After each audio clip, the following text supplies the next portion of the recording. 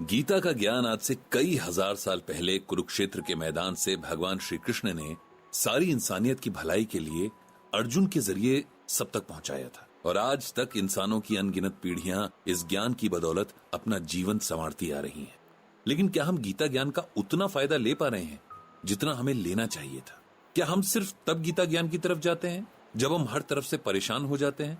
जबकि अगर हम सही वक्त पर इस ज्ञान को जान और समझ लें तो बहुत सारी परेशानियों से बचा जा सकता है। पंडित जी सोचते हैं कि सिर्फ ब्लॉग लिखकर या महीने में कुछ सेशंस करके वे कितने लोगों तक गीता ज्ञान को पहुंचा सकते हैं। लेकिन फिर ये भी सोचते हैं कि उनके बस में बहुत ज्यादा कुछ है भी नहीं, क्योंकि एक तो उनके रिसोर्सेस काफी कम है, दूसरा उन्होंने खुद ये काम बहुत देर से शुरू किया। लेकिन अब जो हुआ सो हुआ। आगे जितनी भी लाइफ बची है उसे गीता ज्ञान को खुद भी और गहराई से समझने और समझाने में लगा देना है। पंडित जी और सरला जी का डेली रूटीन कई सालों से एक जैसा है। अब उसमें थोड़ा सा चेंज ये आ गया है कि पंडित जी कभी कभार सेशंस के लिए बाहर जाते हैं तो सरला जी भी उनके साथ जरूर जाती हैं। हालांकि सरला जी बहुत ईमानदारी से ये भी कहती हैं कि उन्हें पंडित जी की कही बहुत सारी बातें समझ नहीं आती हैं।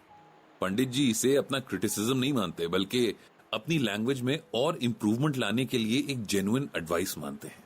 आज पंडित जी को ऐसे ही एक सेशन के लिए जाना है और ये सेशन सरला जी की बदौलत उन्हें मिला है। कॉलोनी में जितने भी सरला जी के फ्रेंड्स हैं वे सब आज कॉलोनी के मंदिर में भजन कीर्तन करने वाली हैं। वैसे हफ्ते में लगभग 3-4 दिन तो कीर्तन वगैरह होता ही है, लेकिन आज कोई खास मौका था तो ज्यादा लेडीज आने वाली थी और सरला जी ने रिक्वेस्ट की थी कि अगर पंडित जी थोड़ी ही देर सही उनके बीच आ जाएं और उन्हें गीता ज्ञान से कुछ सुना दें तो बहुत बढ़िया हो जाएगा। सरला जी ने जब पंडित जी से कहा तो पंडित जी पहले तो थोड़ा झिझके। बहुत कोशिश करने पर भी वे अभी तक महिलाओं की परेशानियां, उनकी उलझनें समझ नहीं पाए थे। उन्होंने सरला जी से बहुत पूछा कि उन्हें कुछ बताएं कि किसी टॉपिक पर और क्या बात करनी चाहिए, जिस पर सरला जी ने हंसकर कहा कि पंडित जी का असली टेस्ट तो अब होगा। मंदिर में लेडीज का बहुत अच्छा प्रोग्राम चल रहा था। एक से बढ़कर एक भजन गाए जा रहे थे। पंडित जी के साथ मंदिर के पुजारी और 1-2 लोग भी वहां इस भक्तिमय माहौल का आनंद ले रहे थे। जब ये सब खत्म हुआ तब उन लेडीज ने पंडित जी को गीता ज्ञान पर बात करने के लिए इनवाइट किया।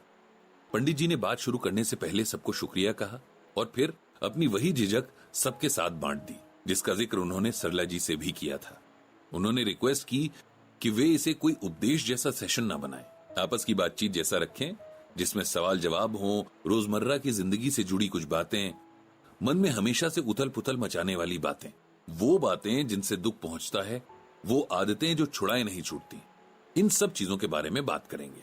अभी तक लेडीज को लग रहा था कि पंडित जी किसी साधु बाबा की तरह प्रवचन देंगे और चले जाएंगे, लेकिन अब ये उनके लिए एक नया एक्सपीरियंस था जहां उनके मन की बात सुनी जाने वाली थी। उनके सवालों के जवाब भगवान श्री कृष्ण की वाणी के जरिए मिलने वाले थे। पंडित जी ने सबसे गुजारिश की थी कि जो कोई भी कुछ भी पूछना चाहे पूछ सकते हैं। तब लेडीज में से मिसेस शर्मा ने अपना पहला सवाल पूछा कि जब भगवान ने सबको बनाया है तब फीमेल्स के साथ हमेशा शोषण क्यों होता आया है? उन्हें अभी तक भी बहुत जगहों पर इक्वल रिस्पेक्ट नहीं मिलती है। क्या इसके बारे में भी भगवान श्री कृष्ण ने श्रीमद् भगवत गीता में कुछ कहा है? इसके जवाब में पंडित जी ने कहा कि भगवान हम सबके पिता हैं। इस पूरे संसार में जितना भी जीवन है सबका आधार वही है और वे कभी भी किसी में भी भेद नहीं करते हैं। जो भी फर्क है वो समाज के बनाए हुए हैं। गीता में भी भगवान ने यही कहा है कि मुझे सभी प्रिय हैं और मेरे लिए सभी बराबर हैं। पंडित जी ने आगे बताया कि भगवान ने खुद गीता में कहा है कि अहम आत्मा गुणाकेश सर्वभूताशय स्थित अहमादिश्च मध्यम च भूतानाम अंत एव च। इसका मतलब है कि हे अर्जुन, मैं सब भूतों मतलब इंसानों के मन में रहने वाली आत्मा हूं और सभी की शुरुआत, बीच और अंत मैं ही हूं। सिंपल वर्ड्स में इसका मतलब यह है कि सब उसी परमात्मा के अंश हैं, बेशक रंग, रूप और भाषा में एक दूसरे से अलग हो। जब भगवान इस तरह से कह रहे हैं तब उनका हम में से किसी के भी साथ किसी किस्म का फर्क करने की बात सोचना ही बेकार है। लेकिन इसका यह मतलब नहीं है कि हमारी सोसाइटी में भेदभाव नहीं है। इंसानों ने अपने ही बीच बहुत सारी खाइयां बना ली हैं और इसका खामियाजा हम सब ने उठाया है। अगर हम सब गीता ज्ञान को अच्छे से समझ पाएं तो शायद एक बेहतर दुनिया बन पाए। इसके बाद अगला सवाल जिन्होंने पूछा उनका नाम गीता ही था। इस बात से पंडित जी मुस्कुरा पड़े कि आज गीता ज्ञान सेशन में स्वयं गीता जी मौजूद हैं।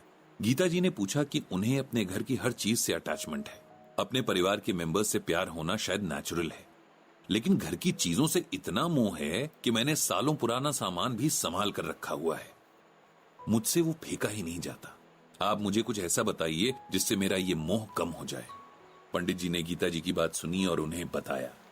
भगवान श्री कृष्ण ने गीता में कहा है कि हर इंसान को मोह माया से दूर रहना चाहिए, क्योंकि जब वो मोह माया में फंसता है तो उसका मन डिस्ट्रैक्ट होता है। हम जिसे नहीं चाहते वो भी अपना लगने लग जाता है। धीरे धीरे ये प्यार इतना मजबूत हो जाता है कि हम उसे छोड़ नहीं पाते। इस दुनिया को बनाने वाले भगवान ने इंसान को सरल और सैटिस्फाइड जीवन बिताने के लिए बनाया है, लेकिन इंसान संसार सागर के मोह माया में उलझ कर रह जाता है। उसकी आंखों पर मोह माया का पर्दा चढ़ जाता है। जैसा मोह इंसानों से होता है वैसा ही इंसानों को चीजों से भी हो जाता है, और इस सब में वो दुनिया भर के दुखों को अपने पास बुला लेता है। इसीलिए बहुत जरूरी है कि हम खुद को किसी भी तरह के मोह से दूर रखें, और ये एक दिन में नहीं हो सकता। इसके लिए जिंदगी भर की कंडीशनिंग को छोड़ना पड़ता है।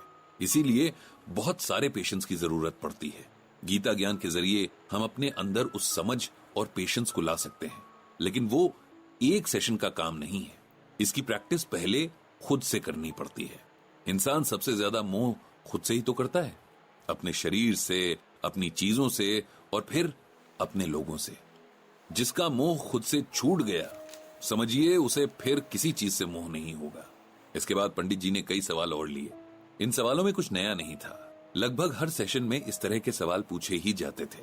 इससे पंडित जी को एक बात तो समझ आ गई थी कि हम इंसानों की समस्याएं लगभग एक जैसी ही हैं। हम सबके दुख भी एक जैसे हैं, क्योंकि अंदर से हम सब एक जैसे हैं, और हमारी इन सभी प्रॉब्लम्स के सॉल्यूशन भी एक ही जगह मौजूद हैं, और वो है गीता। इस तरह मंदिर का ये सेशन खत्म हुआ और पंडित जी ने सबको उन्हें सुनने के लिए शुक्रिया कहा। सरला जी और पंडित जी फिर लौटकर घर आ गए।